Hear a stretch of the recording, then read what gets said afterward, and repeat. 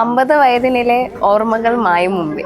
Personally പറയുവാണെങ്കിൽ ഞാൻ എൻ്റെ പേഴ്സണൽ ലൈഫ് ആരോടും പറയാൻ ആഗ്രഹിക്കാത്ത ഒരാളാണ്. പക്ഷേ ഫസ്റ്റ് ടൈം അമ്മ ജോഷ് ടോക്കിൽ വന്നിട്ട് സംസാരിക്കുമ്പോൾ ഞാൻ ആദ്യം കുറച്ച് എതിർത്തെങ്കിലും പിന്നീട് അത് റിലീസായി, അത് എയർ ആയപ്പോഴത്തേക്ക് അതിൽ വന്ന കമൻറ്റ്സ് എന്നെ ഭയങ്കരമായിട്ട് സ്ട്രൈക്ക് ചെയ്തു. മാം എൻ്റെ കഥയാണ് പറയുന്നത്, ഞാനും ഇതിൽ കൂടെ പോയിട്ടുണ്ട്, ഇത് എൻ്റെ ലൈഫ് സ്റ്റോറിയാണ് പറഞ്ഞപ്പോൾ ഞാൻ ഭയങ്കര ഫസ്റ്റ് ഓഫ് ഓൾ ഒരു ഓ മൈ ഗോഡ് ഇങ്ങനെ ഉണ്ടോ, ഇനി ആൾക്കാരുണ്ടോ. പക്ഷെ അതിൽ കുറേ ആൾക്കാർ മാമിൻ്റെ ഈ സംസാരിച്ചത്, മാം ഇങ്ങനെ തുറന്ന് പറയാനുള്ള കറേജ് കാണിച്ചല്ലോ, എനിക്കത് ഒത്തിരി ഹെൽപ്ഫുള്ളായി. പിന്നെ നമ്മുടെ വീഡിയോസിലും കാര്യങ്ങളൊക്കെ അങ്ങനെ വരുന്നുണ്ട്. അപ്പോൾ I thought it is A good thing. നമ്മുടെ ലൈഫിൽ നടന്ന അമ്മയ്ക്ക് ആ ഒരു ബ്രേവും കറേജും ആയിട്ട് അമ്മ അത് പുറത്ത് വന്ന് സംസാരിച്ചല്ലോ എന്ന് ആലോചിച്ചപ്പോൾ എനിക്ക് ഒത്തിരി പ്രൗഡായിരുന്നു. അതൊരു ബുക്കായി എഴുതാൻ അമ്മയ്ക്ക് ഒരു ഞാൻ പറയുന്ന പോലെ ഒന്നും അല്ല, അമ്മയ്ക്ക് തോന്നണം, എന്നാൽ മാത്രമേ അമ്മ പലതും ചെയ്യാറുള്ളൂ. എൻ്റെ അമ്മയ്ക്ക് ഫൈനലി അത് തോന്നി, എഴുതാൻ തുടങ്ങി. അതിൻ്റെ ടൈറ്റിലൊന്നും ഞാൻ അറിയുന്നില്ല, പിന്നെയാണ് അറിഞ്ഞത് 50 വയതിനിലെ ഓർമ്മകൾ മായും മുമ്പേ എന്ന് പറഞ്ഞു. ഞാൻ വിചാരിക്കുന്നു ഇതിനേക്കാളും ഒരു ആപ്റ്റ് ആയിട്ടുള്ള ഒരു ടൈറ്റിൽ അതിന് ഇനി വരാനില്ല. And I am very happy.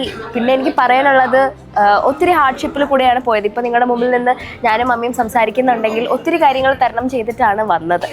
അതുകൊണ്ട് തന്നെ ഈ ബുക്കിലെ ഏതെങ്കിലും ഒരു ചാപ്റ്റർ ആരെങ്കിലും എവിടെയെങ്കിലും ലോകത്തിൻ്റെ ഏതെങ്കിലും കോണിൽ നിന്ന് വായിക്കുന്നുണ്ടെങ്കിൽ അവർക്കൊരു ഹാർഡ്ഷിപ്പ് കൂടെയാണ് പോകുന്നതെങ്കിൽ എന്തെങ്കിലും ഒരു ചേഞ്ച് അവരുടെ ലൈഫിൽ ഉണ്ടാക്കാൻ പറ്റും എന്ന് എനിക്കൊരു ഡീപ്പ് ഡൗൺ തോന്നുന്നുണ്ട്. അവർക്ക് മൂവ് ഓൺ ആവാൻ പറ്റും എന്നുള്ള ഒരു ചെറിയ ബിറ്റ് ഓഫ് എനർജി ഇതിൽ നിന്ന് കിട്ടുമെന്ന് തന്നെയാണ് എനിക്ക് തോന്നുന്നത്.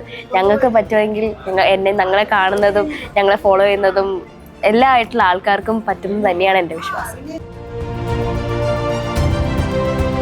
പുസ്തകത്തിൻ്റെ എണ്ണം കൂടെ പറയുന്നു, എത്രാമത് പുസ്തകമാണ് പ്രകാശനം ചെയ്യുന്നത്.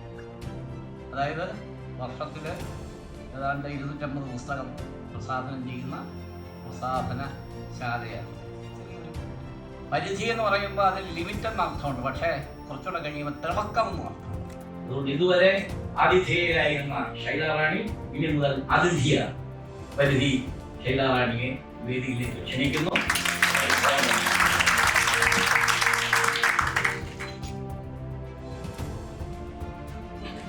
ഇത്രത്തോളം ഒരു പുസ്തകം നമ്മളെ വായിക്കാൻ പ്രേരിപ്പിക്കുന്നത് അടുത്ത കാലത്തൊന്നും ഉണ്ടായിട്ടില്ല എന്നാണ് എനിക്ക് തോന്നുന്നത്. പക്ഷെ ആദ്യകാലത്തെ ആത്മകഥകളിലൊക്കെ സ്ത്രീ ആത്മാവിഷ്കാരം നടത്തുമ്പോഴും പുരുഷനെ കേന്ദ്രീകരിച്ചുകൊണ്ട് മാറി നിന്ന് പറയുന്നതായിട്ടാണ് നമുക്ക് അനുഭവപ്പെടുന്നത്. അതായത് ഭർതൃ കീർത്തനങ്ങൾ അല്ലെങ്കിൽ ഭർതൃചരിതങ്ങൾ ആഖ്യാനം ചെയ്യുക എന്നുള്ള ആ ഒരു രീതിയാണ് ആദ്യകാലത്തെ ആത്മകഥകളിൽ നമുക്ക് കാണാനായിട്ട് കഴിയുന്നത്. 50 വയതിനിലെ ഓർമ്മകൾ മായും മുൻപേ എന്ന ഈ പുസ്തകം തലക്കെട്ട് തന്നെ വളരെ മനോഹരമാണ്, സുന്ദരമായ തലക്കെട്ടാണ്. അപ്പോൾ ഈ പുസ്തകത്തിലൂടെ കടന്നു പോകുമ്പോൾ എങ്ങനെയാണ് ഒരു സ്ത്രീ പരിണമിച്ചത്, എവിടെ തുടങ്ങിയ ജീവിതം ഇപ്പോൾ എവിടെത്തി നിൽക്കുന്നു, ഈ എഴുത്ത് അഡ്വക്കേറ്റ് ശൈലാറാണി പറയുന്നു അവർ ആദ്യമായിട്ട് എഴുതുന്ന പുസ്തകമാണ്. ഞാൻ അവരോട് പറഞ്ഞു, മുഖസ്തുതി ഇല്ലാതെ പറയട്ടെ, കുറച്ചൊക്കെ വായിക്കുന്ന ഒരാളെന്നുള്ള നിലയിൽ എനിക്ക് ഒരിക്കലും ഇത് ആദ്യത്തെ പുസ്തകമായിട്ട് അനുഭവപ്പെട്ടില്ല. കയ്യിൽ കിട്ടിയപ്പോൾ വായിച്ചു തുടങ്ങിയപ്പോഴാണ് ഞാൻ കുറച്ച് കാലമായി തേടി നടന്ന ഒരാളാണ് എന്നെനിക്ക് മനസ്സിലായി. കാരണം പലതവണ ശൈലയുടെ വീഡിയോസ് ഞാൻ കണ്ടിട്ടുണ്ട്. ഇപ്പോൾ ഗാർഹിക അതിക്രമത്തെക്കുറിച്ചും സ്ത്രീകളുടെ നിയമങ്ങളെക്കുറിച്ചും സ്ത്രീകൾ എങ്ങനെയാണ് ആ നിയമങ്ങളെ കൈകാര്യം ചെയ്യേണ്ടത് എന്നതിനെക്കുറിച്ചും ഒക്കെ വളരെ ലളിതമായി വളരെ പ്രായോഗിക ഉപദേശങ്ങൾ നൽകുന്ന വീഡിയോകൾ യഥാർത്ഥത്തിൽ ഞാൻ കഴിഞ്ഞ ഈ അടുത്ത കാലത്താണ് ഞാൻ പലതും കണ്ടിരുന്നു. ശൈലാറാണിയുടെ അനുഭവങ്ങളും സ്വപ്നമായിട്ട് കടന്നു വന്നു എന്ന് പറഞ്ഞാൽ രണ്ടും തമ്മിൽ നല്ല ചേർച്ചയായിരുന്നു. അപ്പം 50 വയതിനില്ലേ എന്ന് കേട്ടപ്പോൾ പെട്ടെന്ന് ചെറുതായതുപോലെയും ആ രീതിയിലൊരു വളരെ സന്തോഷത്തോടു കൂടി ഞാൻ വായിക്കാൻ തുടങ്ങിയ ഒരു പുസ്തകമാണ്. ഇനി പുസ്തകം ഞാൻ ഏറ്റുവാങ്ങുമ്പോൾ വളരെ വെയിറ്റുള്ള ഭാരമുള്ള ഒരു വസ്തു എൻ്റെ കയ്യിലേക്ക് വന്നു ചേർന്ന ഒരു പ്രതീതിയാണ്. നിങ്ങളിവിടെ വായിച്ചിട്ടില്ലാത്തവരുണ്ടെങ്കിൽ ഈ പുസ്തകം വായിക്കുമ്പോൾ ഞാൻ ഈ പറഞ്ഞതിൻ്റെ കാര്യം മനസ്സിലാക്കും. തന്നെ ആമുഖത്തിൽ പറയുന്നത് ഞാനൊരു എഴുത്തുകാരിയല്ലെന്നാണ്.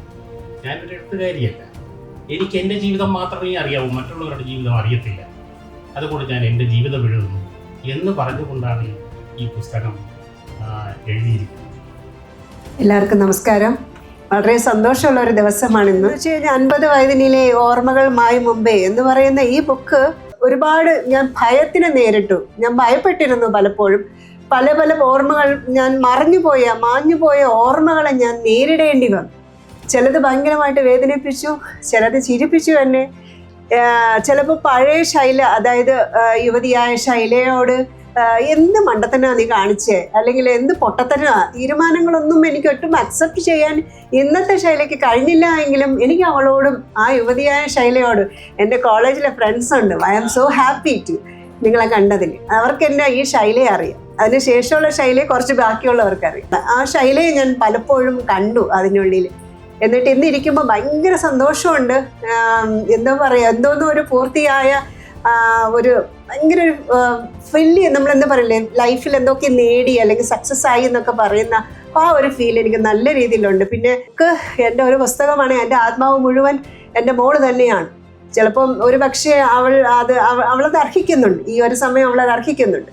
അവൾ എന്നെ അത്രമാത്രം സപ്പോർട്ട് ചെയ്തിട്ടുണ്ട്. പക്ഷെ ഒരു പ്രാവശ്യം ഒരു പെൺകുട്ടി എൻ്റെ മുമ്പേ വന്ന് കരഞ്ഞപ്പോൾ പറയുന്നത് വെച്ചാൽ മാഡത്തിന് അതൊക്കെ പറയും, കാരണം മാഡത്തിന് ഒരു മോളെങ്കിലും ഉണ്ടല്ലോ, മോളുള്ളത് കാരണമാണ് മാം പിടിച്ചു നിന്നതെന്നൊക്കെ പറയാറുണ്ട്. പക്ഷെ ഞാൻ അന്ന് ആ സമയത്ത് എണീറ്റ് പോയിട്ട് ആ പെൺകൊച്ചിനെ ഹഗ് ചെയ്തിട്ട് ഞാൻ പറഞ്ഞു, ഞാൻ ജീവിക്കുന്ന അല്ലെങ്കിൽ എന്നുള്ള മുന്നോട്ടുള്ള ജീവിതം എന്ന് പറയുന്ന ഒരിക്കലും മോളല്ല, അവൾ എന്നെ സഹായിച്ചു, സത്യം തന്നെയാണ്. പക്ഷെ ജീവിക്കുന്നത് ഞാൻ മോൾക്ക് വേണ്ടിയിട്ടാണ്, നിങ്ങളെപ്പോലുള്ള സ്ത്രീകൾക്ക് വേണ്ടിയിട്ടാണ്, നിങ്ങൾക്ക് വേണ്ടിയിട്ടാണ്. എൻ്റെ കൂടെയുള്ള ടീം പോലും ഞാൻ പെൺകുട്ടികളെ മാത്രം വെച്ചിരിക്കുന്നത്. എല്ലാവരും പറയുന്നത് വെച്ച് കഴിഞ്ഞാൽ ഞാൻ ഭയങ്കര ഡിസ്ക്രിമിനേഷൻ കാണിക്കുന്നു, ആമ്പിളരെ അടുക്കുന്നില്ല എന്ന്. പക്ഷെ എന്തുകൊണ്ടെന്ന് വെച്ച് കഴിഞ്ഞാൽ പെൺകുട്ടികൾക്ക് സാറ് നേരത്തെ പറഞ്ഞ പോലെ ആർദ്രത എന്നൊക്കെ പറഞ്ഞ് വർണ്ണിക്കാമെങ്കിലും അതിനും അപ്പുറമായിട്ട് പെണ്ണിന് തൻ്റെ ഇടവുമുണ്ട്. അതുപോലെ എമ്പതി എന്ന് പറഞ്ഞ സാധനം ഭയങ്കര കൂടുതലായിട്ടുണ്ട്.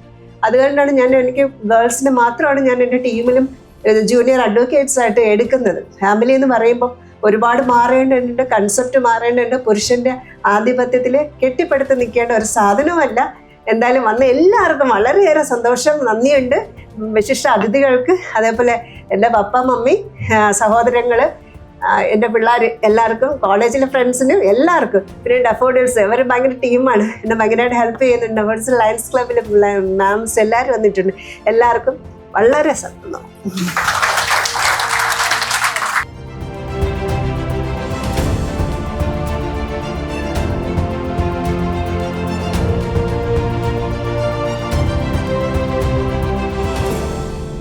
അഡ്വക്കേറ്റ് SP ശൈല റാണിയുടെ 50 വയതിനിലെ ഓർമ്മകൾ മായുന്നുണ്ട് എന്ന ഈ പുസ്തകം ഒരു ആത്മകഥ അനുഭവം, അതുമാത്രമല്ല തുറന്നെഴുത്ത്, ഈ ശാഖകളിലെല്ലാം പടർന്നു നിൽക്കുന്നൊരു ഗ്രന്ഥമാണ്. അതായത് സ്വന്തം അനുഭവങ്ങൾ, തീവ്രമായ അനുഭവങ്ങൾ സത്യസന്ധമായി രേഖപ്പെടുത്തുന്നതിലൂടെ ജീവിതമെഴുത്ത് എന്ന ഒരു പ്രത്യേകമായ സാഹിത്യ വിഭാഗത്തിന് തന്നെ, സാഹിത്യമല്ല ജീവിതം തന്നെയാണ്, വഴി തുറക്കുന്ന ഒരു പുസ്തകമാണ്. ഏകദേശം 104 പേജേ ഉള്ളൂ എങ്കിൽ തന്നെയും ഒറ്റ ഇരിപ്പിന് വായിച്ചു തീർക്കും. ആദ്യമൊക്കെ ജനനം മുതലുള്ള കാര്യങ്ങൾ പറഞ്ഞു പോകുമ്പോൾ മനസ്സിലേക്കൊരു ശാന്തത, എങ്ങനെയാണ് ജീവിതം കടന്നു പോകുന്നതെന്ന് നമുക്ക് തോന്നലുണ്ടാകുമെങ്കിലും അത് ക്രമേണ വായിച്ചു വരുമ്പോഴാണ് ആഴങ്ങളിലേക്ക് പോകും. ഒരു സ്ത്രീയുടെ, ഒരു പെൺകുട്ടിയുടെ ജീവിതത്തിൻ്റെ ആഴങ്ങളിലേക്ക് കടക്കുകയും അവിടെയുള്ള സംഘർഷങ്ങളെ രേഖപ്പെടുത്തുകയും ചെയ്യുന്നു. പ്രണയത്തിലൂടെ ഒരാളെ കണ്ടെത്തുന്നു. പിന്നീടുണ്ടാകുന്ന ജീവിതം, അതിൻ്റെ തിക്തഫലങ്ങൾ എന്ന് പറയുന്ന കയ്പുനീരുകളാണ്. ജീവിതത്തിൻ്റെ പച്ചയായ യാഥാർത്ഥ്യങ്ങളോട് അടുക്കുമ്പോഴുണ്ടാകുന്ന പരുഷമായ പ്രകൃതി, അതായത് ഈ മനുഷ്യപ്രകൃതം ഏതൊക്കെ വിധത്തിലേക്ക് പോകാം. ഒരു പുരുഷൻ്റെ സ്വാർത്ഥതയും അവൻ്റെ തന്നിഷ്ടവും ഈ സ്ത്രീയെ അടിമയാക്കി വെക്കാനുള്ള അവൻ്റെ ഇച്ഛയുമൊക്കെ ഏതറ്റം വരെ തീവ്രമായി പോകാമെന്ന് പറയുന്ന പുസ്തകമാണ്. എങ്കിലും അങ്ങനെയുള്ള ഒരു പങ്കാളിയെ പിരിയാനോ വേർപിരിയാനോ മനസ്സുകൊണ്ട് ഇഷ്ടപ്പെടാത്ത ഒരു സ്ത്രീയുടെ മനസ്സും ഇതിനകത്തുണ്ട്. പക്ഷേ ഇതൊരു അതിജീവനത്തിൻ്റെ കഥയാണ്. ജീവിതം മുഴുവൻ തകർന്ന തരിപ്പണമായ ഒരവസ്ഥയിൽ നിന്ന് ഇച്ഛാശക്തി കൊണ്ട്, പ്രതിരോധം കൊണ്ട് ഉയർത്തെഴുന്നേൽക്കുന്ന ഒരു സ്ത്രീയെയാണ് ഈ കഥയിലൂടെ കാണുന്നത്. അപ്പോൾ ആത്മഹത്യയുടെ വക്കോളമെത്തിയ സ്ത്രീകൾ ചിലർ ആത്മഹത്യ ചെയ്യുന്നു, അല്ലെങ്കിൽ നിരാശയോടുകൂടി ഒരു മാനസിക സമ്മർദ്ദത്തിന് അടിമപ്പെട്ട് ജീവിക്കുന്നു. പക്ഷെ അവർക്കെല്ലാം ഉത്തേജനം പകരുന്ന ഒരു പുസ്തകമാണ്. ജീവിതത്തിലേക്ക് തിരിച്ചു വരികയും എങ്ങനെ ജീവിതത്തിൽ മുന്നേറാം എന്ന് പറയുകയും ചെയ്യുന്ന ആത്മവിശ്വാസത്തോടു കൂടി ഓരോ പെൺകുട്ടിയെയും മുന്നോട്ട് നയിക്കുന്ന ഒരു പുസ്തകം, പാഠപുസ്തകം കൂടിയാണ് ഈ പുസ്തകം. ഒരുപക്ഷെ മലയാള സാഹിത്യത്തിൽ ആത്മകഥാ പ്രസ്ഥാനത്തിൽ ഇത്രയും ഏറ്റവും പുതിയ കാലഘട്ടത്തിൽ തിളങ്ങുന്ന ഒരു പുസ്തകമായി തന്നെ അഡ്വക്കേറ്റ് എസ് ബി ശൈല റാണിയുടെ ഈ പുസ്തകം നിലനിൽക്കും എന്നുള്ളതിന് യാതൊരു സംശയവുമില്ല. ഇത് പ്രസിദ്ധപ്പെടുത്തിയിരിക്കുന്ന പരിധി പബ്ലിക്കേഷൻസ് ആണ്. ഒറ്റ വായനയ്ക്ക് തന്നെ ഈ പുസ്തകം നിങ്ങളെ അടിപ്പെടുത്തും എന്നെനിക്ക് നിശ്ചയമായും പറയാം.